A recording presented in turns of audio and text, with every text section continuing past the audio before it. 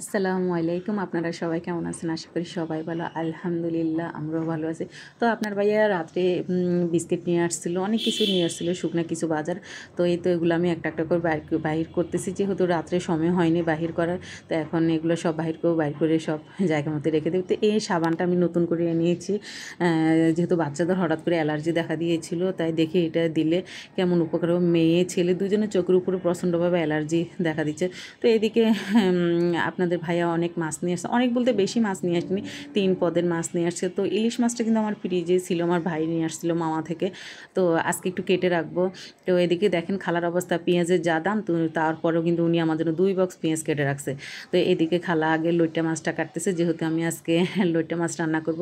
তো আপনারা দেখতে থাকুন আমি কি কি করি।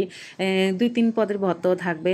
তো এদিকে খালা খুব সুন্দর করে কিন্তু লইট্টা মাছটা যেহেতু অনেক নরম মাছ, এটা কিন্তু আমাদের করা যায় না, এই জিনিসটাতে কিন্তু ডলা যায় না। সেই জন্য এটা ঝাঁকনার মধ্যে দিয়ে মাছটা ডলতে, তো খালায় এগুলো কী করবে, সব ওই বাটির মধ্যে সবগুলো ডললে অনেক ক্লিন হয়ে যায়। তো আমার সব মাছ কিন্তু পরিষ্কার করা আছে। এখন আমি প্রত্যেকটা মাছ থেকে কিন্তু পানি জড়িয়ে ফেলছি, যেহেতু আমার ফ্রিজে কখন আমি পানি জাতীয়ভাবে আমি কোনো মাছ রাখি, এমনি শুকনাভাবে পানি যখন একেবারে শুকিয়ে যায় মাছ থেকে, তারপরে কিন্তু আমি রেখে দিই সুন্দর করে। সব কিছু সেরে এদিকে আমি কারেন্টের চুলায়, যেহেতু গ্যাস নেই, কারেন্টের চুলায় আমি তেল গরম দিয়েছি। যেহেতু কারেন্টের চুলায় তেল গরম হতে সময় লাগে, তো আগে থেকে আমি দিয়ে রাখছিলাম। এখন আমি পেঁয়াজটা একটু ভালো করে কুচি কুচি করে এখন তেলের মধ্যে দিচ্ছি। তো পেঁয়াজটাকে আমি ভালো করে কিন্তু কষিয়ে নিচ্ছি তেলের মধ্যে। এখন একটু মশলা বাটা আর একটু রসুন বাটা দিয়ে আবার আমি ভালো করে কষে নেবো। তো আপনারা দেখতে থাকুন আমি কীভাবে লইট্টা মাছ পাকাই। তো অনেকে হয়তো লইট্টা মাছ রান্না করে খান না, কিন্তু আমরা কিন্তু লইট্টা মাছ রান্না করে খাই, খুবই ভালো লাগে। তো এখানে এখন একটু স্বাদ মতো লবণ দিয়ে দেবো। লবণ দিয়ে আমি আবার একটু ভালো করে নেড়েচে নেব। তো এই লইট্টা মাছের রান্নাটা কিন্তু আমি ডিটেলস দেখাচ্ছি। তো যারা যারা আপনারা লইট্টা মাছ পছন্দ করেন বা কখনো খান নাই, তো চেষ্টা করবেন একবার হলো লইট্টা মাছ রান্না করে খেতে। এখন আমি 1 চামচ মরিচের গুঁড়া আর 1 চামচ হলুদের গুঁড়া আমি দিয়ে দিলাম। দিয়ে এখন আমি আবার ভালো করে নেড়ে চেড়ে দেবো।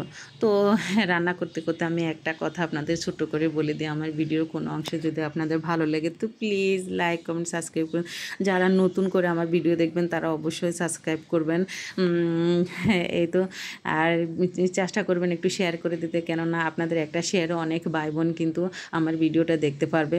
তো এই তো এখন আমি লোটা মাছগুলো দিয়ে দিচ্ছি, দিয়ে আমি ভালো করে নেড়েচে দেবো। তো এই লোটা মাছ কিন্তু রান্না করার সময় আমাদের একটু খেয়াল রাখতে হবে, এটা কিন্তু বেশি নাড়ানো যাবে না, নাড়ালে কি এটা একেবারে ভেঙে যায়, যেহেতু খুবই নরম। একটু লেবুর রস দিচ্ছি, অনেকেই এটা দেয় না, আবার আপনারা না দিলেও চলবে।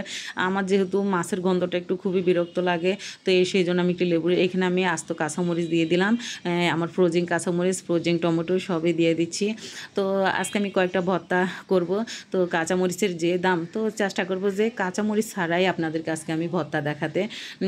তো এই তো এখন কিন্তু সুন্দর করে আমার মাছটা, এখন আমি আর কিন্তু বেশি নাড়বো না, কারণ নাড়লে মাছটা কিন্তু একেবারে ভেঙে যাবে। তো আমার কিন্তু এই ঝোলটা একটু মাখা মাখা হইলে কিন্তু আমার হয়ে যাবে। এখানে একটু আমি পাঁচফোড়ন দিয়ে দিচ্ছি। পাঁচফোড়নটা দিলে আর একটু ভালো লাগে, যেহেতু এটা সামুদ্রিক মাছ, একটু সাবধানে খেতে, অনেকে কিন্তু পছন্দ করেন না, সামুদ্রিক মাছের থেকে গন্ধ আসে। তো আমরা যেহেতু রাঙামাটির মানুষ, তো আমরা এই মাছ তো আমাদের অনেক প্রিয়, খুবই ভালো লাগে। দেখুন কাঁচামরিচটা আমি মানে কেটে দিইনি, আস্ত দিয়ে দিচ্ছি, দেখতে সুন্দর লাগবে এবং আপনাদের ভাইয়া খাবে, যেহেতু উনি কাঁচামরিচ খায়, আর ফ্রোজিং কাঁচামরিচ কাটতে ভালো লাগে না। তো এই তো এখানে আমি করলা সিদ্ধ করে নিয়েছি, যা আপনাদের সাথে দেখানো সম্ভব হয়নি। তো এদিকে তো শুকনা মরিচ আর পেঁয়াজ আমি একটু সরিষার তেল দিয়ে ভালো করে নেড়ে চেড়ে নিয়েছি। এখন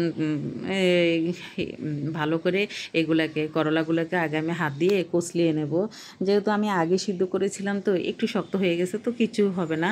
তো এখন আমি এইগুলোকে আমি তেলের উপর দেবো না, আস্তভাবে মেখে সুন্দর করে খাবো। তো আমি অফ ক্যামেরায় কিন্তু আরও 2টো ভর্তা করেছি, কাঁঠালের বিচির ভর্তা আর মরিচ ভর্তাটা আমি আরেকদিন আপনাদেরকে দেখাবো, যেহেতু আজকে আমার পক্ষে সম্ভব হচ্ছিল না, যেহেতু জুমার দিন, বাচ্চারা সবাই খাবে, আপনাদের ভাইয়ারাও খাবে। তো এই তো আমার কিন্তু এই ভর্তাটা অলরেডি হয়ে গেছে। যেহেতু আমি আজকে ক্যামেরাটা আমার আম্মুকে দিয়ে করেছিলাম, তো অনেক কিছু আমার এডিট করা লাগছে, তাই আপনাদেরকে দেখাতে পারিনি। আমি জানতাম না যে আম্মু ক্যামেরা করতে পারে না, সেই জন্য আমি কী কী দিয়েছি তাও আমি দেখাতে পারিনি, কেননা আমি সব কিছু এডিট করে দিয়েছি। এই তো এইটা হচ্ছে আমার কাঁঠালের বিচির ভর্তা, মাশাল্লাহ। তো আমার কিন্তু আর অন্য ভিডিওতে কিন্তু আপনারা দেখেছেন আমি কিভাবে কাঁঠালের বিচির ভর্তা করি। তো এটা হচ্ছে আমার মরিচ ভর্তা, আমি একদম হাতেই সব কিছু করেছিলাম। তো আজকের মতো এটুকুই, সবাই ভালো থাকবেন, সুস্থ থাকবেন। এই তো আমার ভর্তাটা দেখতে কিন্তু খুবই সুন্দর, খুবই লোভনীয়। আল্লাহ হাফেজ।